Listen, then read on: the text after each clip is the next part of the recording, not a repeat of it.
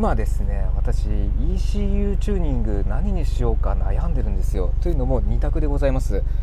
ホンダータを入れるか H ケースのフラッシュエディターを入れるか非常に悩んでるっていう感じなんですよね。ただね、近々絶対入れます。どっちか絶対入れますっていう動画でございます。さあ行きましょう。まずはね、ちょっと運転しながらちょっとベラベラと喋らせていただこうかな。なんだっけ。で、私が ECU を入れたい理由、大きな理由がこのシフトアップの時に回転落ちが悪いところなんですよ。マニュアル車ってどうしてもそういう現象が起きるみたいでございます。で、それはすごくね、シフトチェンジしにくいんですよ。なんだろうな、なんかブワンブワンとかって余計な空ぶかしにもなっちゃうところもあったりとか、とにかくねおかしいんですよね。で、昔の車はすぐ回転ヒュッて落ちてくれたんで高速シフトアップとかできてすごく面白かったんですけど、例えば今2速に入れてるんですが、こう走ってここでクラッチを踏みます。クラッチを踏んだ瞬間に回転がね若干ある一定時間維持しちゃうんですよね。これも今の車の使用上仕方がないことだとは言われているそうなんですけど、個人的にねずっと昔の車乗ってきた私としては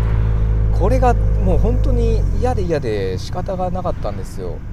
で、他のマニュアル車に乗っている人も同じことを言ってまして、ブーンっつってね、こうなんかシフトチェンジがものすごく違和感を感じて乗りにくい、なんかね楽しさが半減しちゃったよっていうふうにおっしゃっていたんですよ。で、私も全く同意見でございまして、これをどうにか改善させたいなってずっと常々思っていたんですよね。で、方法としてはもう ECU チューニングっていうか書き換えでなんだっけ、燃料カットっていうんですかね、それのなんか時間みたいなものを設定ができるみたいなんですよ。そうすることによってこの回転落ちの悪さっていうのが改善されるみたいな感じなんです。今もねすごく回転が残っちゃって、なんかクラッチの離すタイミングがなんかおかしくなっちゃってね、ガッタンガッタンとかってたまになっちゃう時があって、非常に嫌だなっていうのが正直なところでございます。で、サブコンとかも入れれば改善するっていうふうに言われておりまして、でこの間山形の視聴者様二郎さんなんですけどがTDR っていうんですかね、あれのサブコン入れてたんですよ。で、それのレベルマックスで走らせていただいた時に回転落ちがすごく改善されていたんですよね。だからシフトチェンジが結構しやすかったんですよ。だからそれでもありかなって思っていたんですよね。で、価格の方も7万円8万円弱で入れられるっていうことなんですが、ただサブコンなんですよね。サブコンって私個人的になんですけど、あまりねちょっとっていう感じがするんですよね。無理やりなんだっけ、コンピューターのなんだっけ、無理やりメインコンピューターに挟んでデータをこうちょっていじるみたいな、変えるっていう感じなので、なんかねそれがあんまり好きじゃないんですよ。よって私の中ではサブコンっていうの概念は外れたんですよ。じゃあどうするかっていうと、やはりもう ECU ロム自体を書き換えするっていう手段なんですよね。で、ずっと探していた結果、まずね見つけたのがホンダータっていう ECU なんですよ。そのホンダータはプリセットはねちゃんと入ってるんですよね。デフォルトあらかじめ設定されたデータが入っておりまして、でそれのモードがいくつかあって、それを選んで少し書き換えるみたいな感じで、さらに細かい設定もできるそうで、そこで燃料カットっていう設定があるみたいなんですよ。で、そこの時間を少しこう縮めたりとかすることによって回転落ちが改善されるっていう感じなんですよね。で、これもですね視聴者様に会いに行くで静岡県に行った時かな、誰だっけ名前忘れたダメだね、名前忘れちゃダメですよね。はいの、静岡県のねアッキーさんがホンダータを入れて自分でセッティングしたんですよね。でその車を乗せていただいた時にすごくシフトチェンジがしやすかったんで、ホンダータってすごくいいな。さらにブーストも 1.2 まで上げていて、かなりねトータルバランス的に良かったんですよ。よってホンダータに最初しようかなとは思っていたんですが、原車合わせということになるとね、素人じゃ全くっていうか簡単に手が出せるチューニングじゃないじゃないですか。でどっかで、ホンダータやってくれるところないかなって探してはいたんですけども、なかなかね見つからないっていうのもあって、であとはアッキーさんももしよかったら、もしね竹千代さんがホンダータ入れたら一緒にセッティングしましょうかとかって言ってくれたんですが、それもそれでいいなと思ってたんですよね。でブーストも1.2 とか 1.4、1.6 まで上げられるモードとかもあったんですけど、基本的になんかパワーをあまり求めてない感じなので、そこまで上げなくてもいいかなとは思っているので、もしホンダータを入れるとしたらブースト 1.2 のモードにして、でかつエアクリ社外製のキノコ入れてるよっていう、そういう設定のモードもあったんで、そこにしようかなっていうのも考えてるんですよね。それでフィーリングが上がれば最高だなとは思っておりました。ただですね、もう一つ気になるのがあって、それが H ケースのフラッシュエディター浜松エディションっていうんですかね、浜松のスーパーオートバックスというところで原車合わせのセッティングをしてくださるサービスがあるみたいなんですよ。それもねすごく気になっておりまして、でさらに点火プラグってあるじゃないですか。あれも新品に交換してくれて原車合わせをしてくれて、さらにパワー測定もしてくださるということなんですよ。それが全部込みで11万円、税込みで11万円だったんですよね。これ一番やりたいななんて普通に思っていたんですよ。ただ H ケースフラッシュエディターってその燃料カット、いわゆる回転落ちの改善とかはしてくれるのかなっていうのがすごく疑問だったんですよ。で一応いろんなネットとかで情報を調べて検索してみたんですが、残念ながらねそういうレビューですとか評価が見当たらなかったんですよ。なので実際のところどうなんだろうなっていうすごくクエスチョンがある今日この頃なんですよ。じゃあ実際に浜松のスーパーオートバックスに電話して聞いてみようということで、一回ね電話で聞いてみたんですよね。そしたらなんと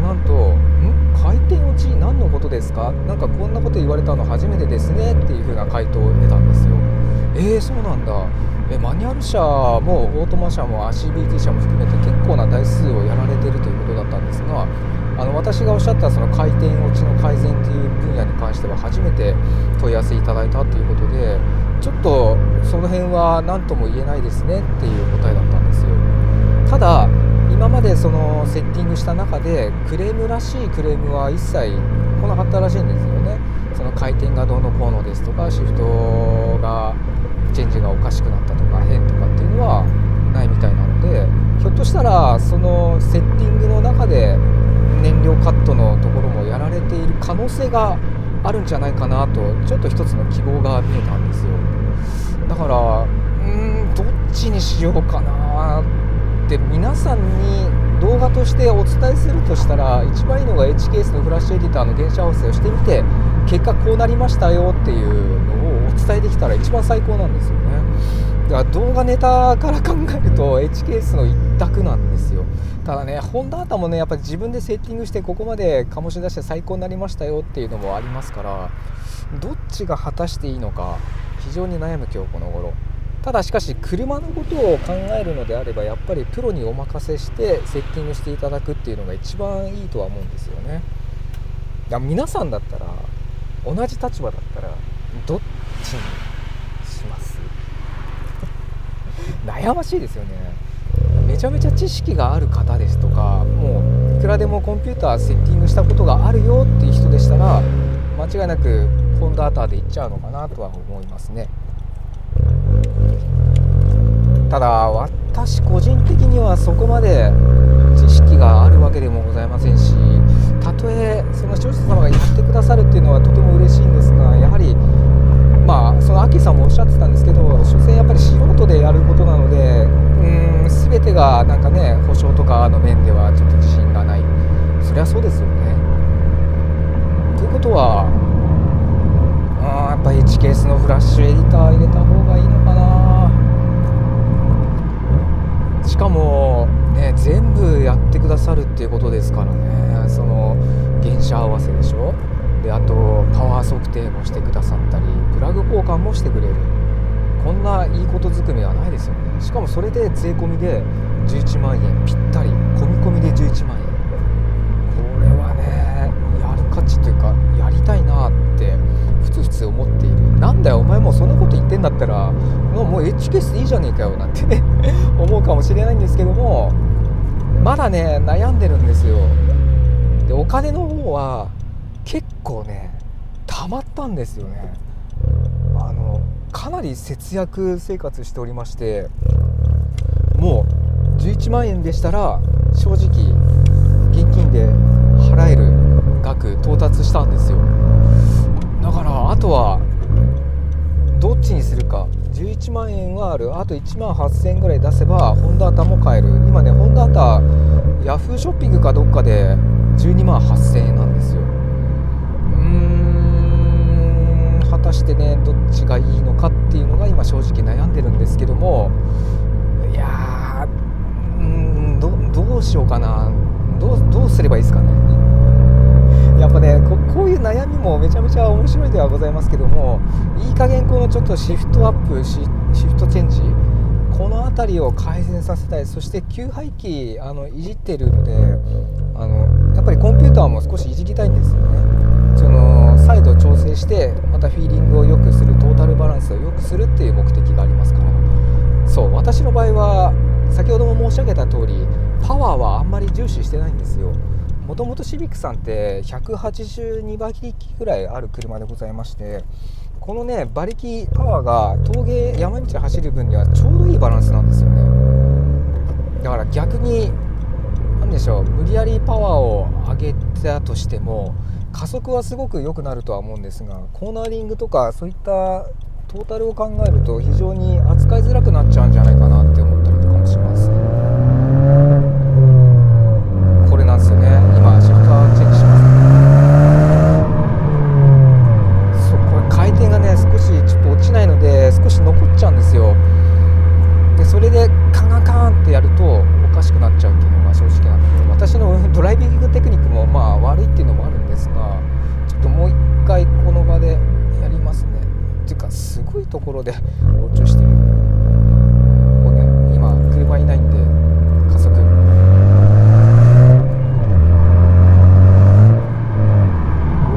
こうなってなんかすごく個人的におかしいんですよね。これをどうにかしたい。本当どうにかしたい今日この頃。最高。低速で走っていてもやっぱり若干違和感があるので、なんかこうクラッチ操作が昔の32とか S14 乗ってた時と比べるともう違和感タラタラでねすごく嫌だなっていう感じがするんですよ。これを直したいっていうのがあります。なのでホンダータにするか H ケースのフラッシュエディターにするか、今まさに悩んでいる今日この頃でございます。でもねおそらく H ケースフラッシュエディター浜松エディションなのかな、あれにするとは思いますけども、まあよってねいずれその動画も出すと思いますので、ぜひぜひお楽しみください。そしてどっちか入れたら必ず細かくレビューもいたしますから、ぜひチャンネル登録よろしくお願いいたします。なんか何周走ってんだろう。いやーでも気持ちいいな。おお最高でございます。はい、ということで ECU チューニング悩んでる今日この頃なんですけども、はい、ということでご視聴ありがとうございました。いい加減な動画でごめんなさい。何周ぐるぐる走ればいいんだろう。